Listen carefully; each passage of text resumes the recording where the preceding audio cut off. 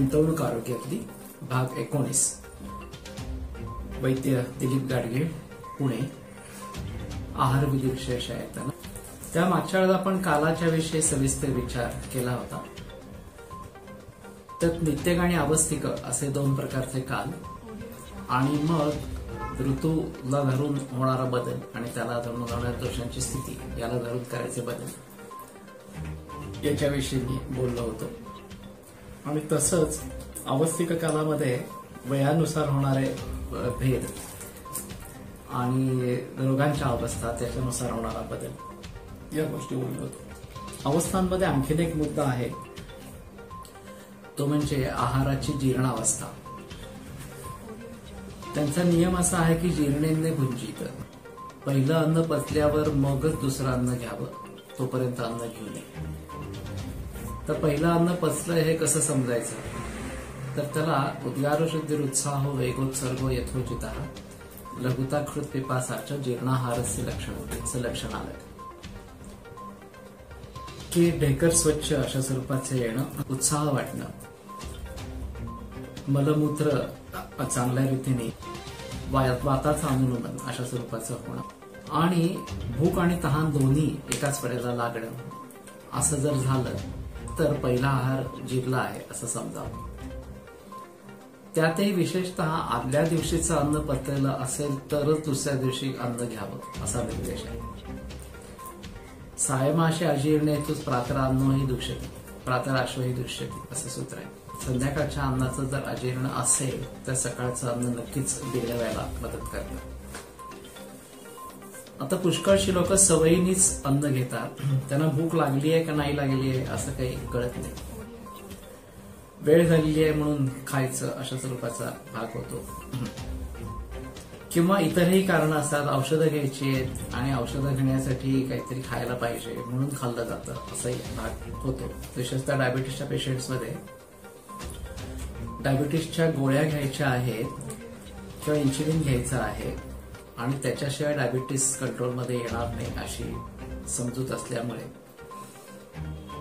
भूक नसली तरी खाल्लं जातं आणि मग त्याचं अजीर्णामध्ये रूपांतर अशा स्वरूपाचं होतं. आणि मग अशी एक अजीर्णाची परंपरा चालू राहते जी खूपच त्रासदायक असणारी अशा स्वरूपाची. खरं आपल्याकडे व्रतवैकल्य म्हणून आलेली आहे, उपवास अशा प्रकारची संकल्पना आहे की एक संकष्टी चतुर्थी असेल म्हणा किंवा एकादशी असेल म्हणा तर त्या दिवशी लंघन करायचं असं ग्रंथानुसार आहे. पण दुर्दैवाने साबुदाणा, बटाटा किंवा अन्य पदार्थ यांचा भरपूर वापर करून त्या दिवशी उलट जास्त जड अन्न सेवन केलं जातं. त्या ज्यांना लंघन सोचतंय त्यांनी निश्चितच लंघनच करावं. अगदी फार वाटलं तर फळांचा रस किंवा फळ अशा स्वरूपाची घ्यावेत, स्वतंत्रपणे दूध घ्यावं. पण दुर्दैवाने एक चुकीच्या संकल्पना रूढ झाल्यामुळे मोठ्या प्रमाणामध्ये अन्न सेवन केलं जातं आणि जास्त गुरु अशा स्वरूपाचं अन्न सेवन केलं जातं. तर ह्या प्रथा मोडायला पाहिजेत खऱ्या अर्थाने आणि खऱ्या अर्थाने लंघन करणं अशा प्रकारची गोष्ट ठेवायला पाहिजे. त्याच्या आठवड्यांना थोडी विश्रांती मिळते आणि मग कदाचित काही अपाचित अशा स्वरूपाचं अन्न असेल तर अग्नी त्याचं पचन करू शकतो आणि मग त्यातून आम निर्माण होणं आणि त्याच्यातून पुढे अनेक रोगांची निर्मिती होणं ही गोष्ट प्रक्रिया टळू शकते. म्हणून जीर्णेंद्रिय भुंजीत, पहिलं अन्न पचल्यावरच जेवावं आणि ते विशेषतः आदल्या दिवशीच्या आहारावरती जास्त अवलंबून आहे. आणि म्हणून आदल्या दिवशीचा आहार शक्यतो जेवढ्या लवकर घेता येईल तेवढं बरं. सूर्यास्ताच्या आत घेता आलं तर फार उत्तम, नाहीतर निदान 8 वाजेपर्यंत तरी आहार व्हावा आणि त्याच्यानंतर झोपेपर्यंत काही वेळ अशा स्वरूपाचा जावा. झोप चांगली लागावी तर मग सकाळी पोट साफ होणं, लघवीला साफ होणं, उत्साह वाटणं वगैरे अशा प्रकारची लक्षणं दिसतील. मग भूक लागली तर सकाळचा आहार घ्यायला हरकत नाही, नाहीतर नाश्ता हा टाळावाच अशा प्रकारची गोष्ट आहे. आपल्याकडे खरं तर 2च वेळा जेवावं असंच आहे.